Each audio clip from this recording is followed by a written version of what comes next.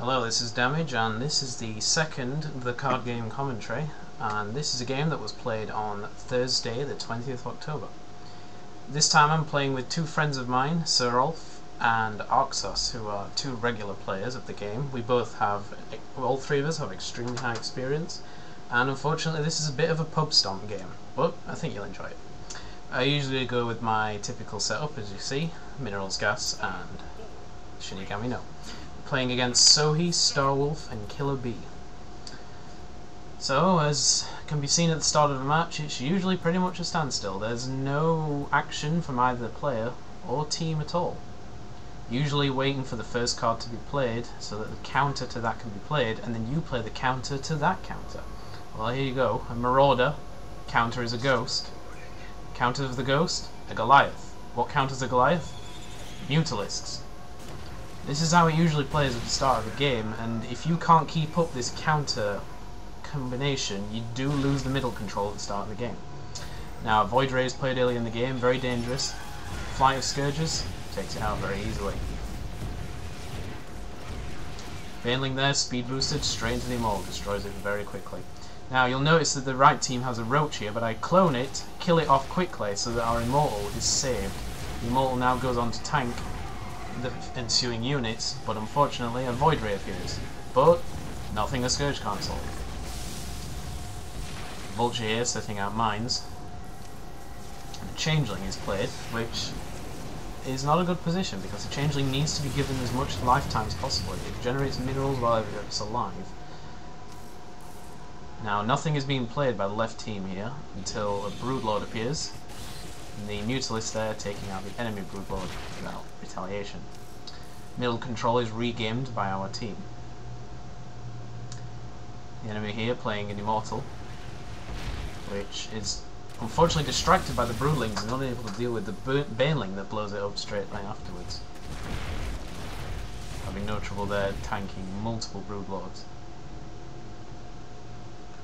Now, Aberration counters Immortals, but as you see, a Baneling kills Aberrations very easily. Aberrations are very costly units and easily countered.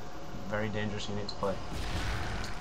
For other additional info, Arxos is actually playing with the Zerg deck in this game. Harish and Sirolf is playing with the random deck. So you will notice that Arxos only ever plays Zerg units, and this becomes quite pivotal later on in the game, as you will definitely see. Pretty standard unit battles here. Mines taking out the Zealot. Baneling explosion there taking out a Stalker perfectly on time, with the Hydralisk finishing off the Firebat. Now the middle control retaken. Now the enemy plays more units than we have here, but they actually draw. Notice it was two Marauders and a Hydralisk versus a Marauder and Hydralisk, but it was actually still a draw, and that can be due to the unit positioning. I gain a rich Vespene Geyser and a rich mineral field there in my deck if you were keeping around the bottom of the field. It gives me quite a nice resource bonus. You'll notice I'm at nearly 200 gas at this moment. The general way that I play is to play as little cards as possible, allow my gas to build up, and build up some very nasty combos to use against the opponent. The littlest amount of gas that you can play to counter the enemy, the better. Now again, the game goes into a bit of a standstill here, not very much played. You'll notice I have two discount cards at the moment. I use one of these later as I get an Emperor's Will, and there it is, and there goes the discount. Now again, I'm shuffling through my deck quite quickly. You'll notice I have more than nearly 200 gas, and yet very few minerals. It's because I'm discarding my cards in order to get better cards as I go along. General fight thing going on. Nothing too different or specific. You'll notice now the Emperor's Will has a siege tank in my deck as well. An Emperor's Will siege tank is extremely dangerous and very hard to take out. And I do actually achieve getting this card out very shortly.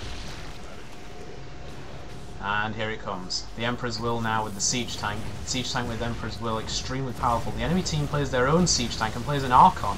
The Archon, although very strong, will only take 2 hits from a Siege Tank and will be dead. Particularly with an Emperor's Will, it'll be extremely fast. This speed booster goes to try and take out the siege tank, but it's not enough. The Archon now blasted away very quickly, very efficiently. The siege tank then going on to kill even more enemies. The enemy siege tank deploying there, making a middle no man's land for land. Broodlords eventually taking out my siege tank. The enemy siege tank redeploys, taking out all the ground units. Some attempts there at speed boosting air units, but ineffective. Void Ray taking out some of the units. Siege tank redeploying again, but has to undeploy. No units in range. Now Sirolf here plays an Ultralisk. The Ultralisk, extremely heavily armoured, cannot be damaged properly by any unit. Every hit more or less hits it for 0.5 damage, including that of the siege tank. My Roach here, with its Emperor's Will, quickly tearing up all the land units that oppose the Ultralisk. Aberration running in, hitting the siege tank, which is finished off by a Stalker. The Ultralisk now, having fulfilled its purpose, dies an honourable death. You'll notice now I have another discount card, an elite training, another elite training, and a haste card. Unfortunately, I got very few opportunities to use these cards on anything, and it leads to what I call a good dead hand effect, where you have so many good cards in your hand that you don't want to play them, and so you have to rely on your allies to take out small threats. The Banshee there taken out by a Mutalisk, because the Banshee cannot attack air. You'll notice the enemy has a few supply depots here, which are much better in a recent edition. They were made so that they can spawn Marines now whenever they're attacked. They're extremely potent base defences. This Ghost here with its Emperor's Will, finishing off a Fire Bat, goes on to kill a Marauder and a Baneling before being shot by an Immortal. Two Hydralisks there taken out by a Baneling. An Aberration comes running, but is destroyed by a huge pack of mines. The Banshee now shooting, dead. And the High Templar killed before it can cast its Psystorm. High Templar's a very difficult unit to play. Baneling there taking out one of the Queens, and the Baneling nest bursting, destroying a lot of land units. The Emperor's Will now is coming under fire. I'm in a dead hand situation, can't play any effective cards, and the Emperor's Will is lost.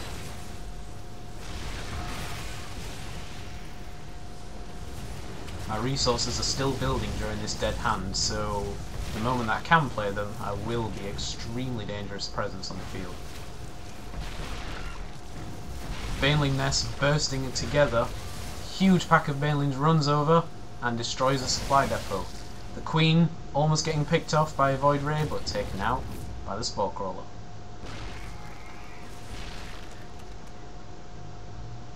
Middle controls quickly switches back to our team.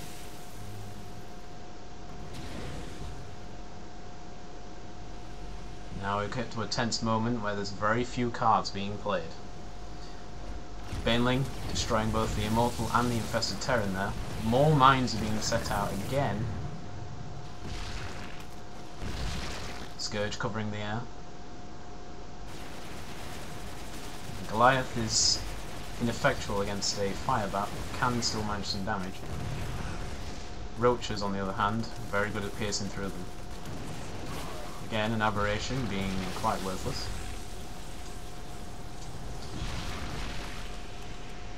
Not a great time to play a Scout there, Sirolf.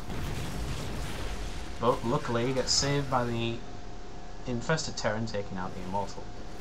Now the enemy has a Sentry here, although it's got nothing to defend, and Arxos has played a Hybrid. The Hybrid providing a very strong front defence, which means that I play my Battlecruiser, the Zerglings come out, lots of cheap units, Marauders, Roaches, Infested Terrans and the like, Broodlords, another supply depot deployed for me. The right team sends an Ultralisk. The Ultralisk able to tank that Hybrid very easily, but doesn't need to because a Sentry Gunner's come out and destroyed him. Combined with the Spore Crawler at the other base, and all of our attacks are destroyed. The Militia has spawned in from my side, which I've given a haste card, so they're moving twice as fast. The enemy, however, gets very lucky here with some good shots from Banelings and Hellions, taking out large groups of the Militia before they can do any real base damage. Now I have a new Emperor's Will, which I've managed to discount. And a Lurker there. not being greatly effective, but putting pressure on them, not allowing them to play many land units. You notice our base now has 3 different queens controlled by different players. Our income is starting to increase, and if the enemy doesn't put pressure on and destroy those soon, they will be in extreme danger. Again, a light moment, health boosted Scourge there, taking out the enemy scout. Now this Mutalisk has a damage bonus, as you can see, but it also has the Emperor's Will. And even with only 3 seconds of contact on the base, manages to attack 3 times, 36 damage. Ghost with an Emperor's Will, very fast attacking, destroying all those air units extremely quickly without any trouble at all. Now I have a new queen in my hand. I just have to get myself enough gas and realise that I had it in my hand. Now, Sirolf at this moment has just played 2 Colossi, both of them with their own speed boost. This puts them up to 0.3 movement speed. At a cost of 200 gas for both of the Colossi, and also 200 terrazine each to speed boost. It's extremely expensive. However, the enemy here plays a brilliant counter. They have a Zeratul card. Now Zeratul's invisible and spawns more invisible units each time he kills an enemy, and he quite quickly starts to get onto the Colossi. So the siege tank there attempting to take out the Colossi was taken out by a Baneling before it got any effect. The enemy now playing a Jackson's Revenge, perfectly viable counter to the Colossi, which are unable to attack air. Jackson's Revenge, Yamato Cannon, also extremely powerful. And the Colossi begin to fall with their lack of support. The invisible units turning up at the base are killed by all the queens. And the supply depot there being health boosted so that it may spawn in more marines. For having more health, it gets attacked more often. The enemy spawns a huge Zergling rush, but Sirolf counters there with a Shinigami-no, turning nearly all of them into Dark Templars, which manage some minor base damage, but instantly removing the threat of all those Zerglings. Jackson's Revenge now getting focused down, suffers massive damage from damage boosted Scourges there, doing up to 40 damage each. As we keep the pressure onto the enemy team, they're struggling to counter what we're sending at them. All the while, the number of queens that we have now is getting rather drastic, as you can see in front. This Marauder here, receiving a health bonus, also has a medic, manages to take out quite a few units it wouldn't usually.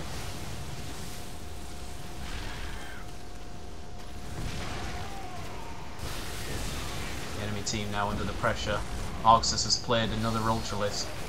The Ultralist, remember, reaches the base, it hits for 80 damage on buildings. Very deadly. Sirolf plays his 3rd speed boosted Colossus, really getting a lot of them. It's one of the advantages in the random deck, is that you have very little heroic cards. Killer B there is declaring GG because he just gives up.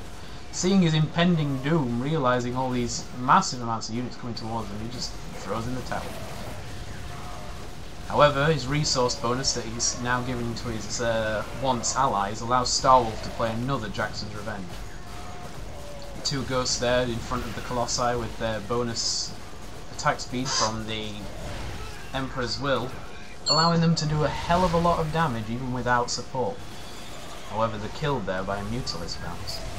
And the Jackson's Revenge doesn't consider a Colossi an enemy, and so won't Yamato Cannon it usually. As you can see there, just scroll to have a look at how many queens there are, and there's a very large number. This Void Ray here has an attack bonus and a Berserk. Notice the 10 damage on every tick on that base, upgraded to 40 as it got to full charge. The Colossi now doing its damage to the base building. It gets taken out due to its lack of support. The enemy now is a small push, but due to the resource bonus of our side, we can easily repel this invasion. My card hands getting more and more ridiculous. Berserk, elite training, haste, and if you saw there, I had yet another Emperor's Will. But only one of them at a time, they do not stack. Sirolf here plays War Pigs. High health tanking units, good against biological enemies as well. As as they meet with the enemy base, the enemy plays a sentry to try and protect the damage income, but unfortunately can't reduce damage below 0.5, and war pigs have 5 different sources of damage, so they can't reduce a large amount. The enemy here has a Thor, but unfortunately doesn't last very long. There's a lurker and a baneling blows up in space and it's gone. At this point I've now played a siege tank and thrown my haste card in and speed boosted it. That siege tank moving extremely fast. Arxos even has a Kerrigan stuck back in his base, generating an extra 1 gas per second. If you look at Arxos's view right now, you can see that his gas income is very, very high. He has so many. In fact, Sirolf even comments out the fact that we're almost like the Overlord, the Overmind mode, and so he go more queens. Starwolf simply gives a little cheeky tongue. And that's the end of the game. I've been Damage, and this has been the card game. See you next time.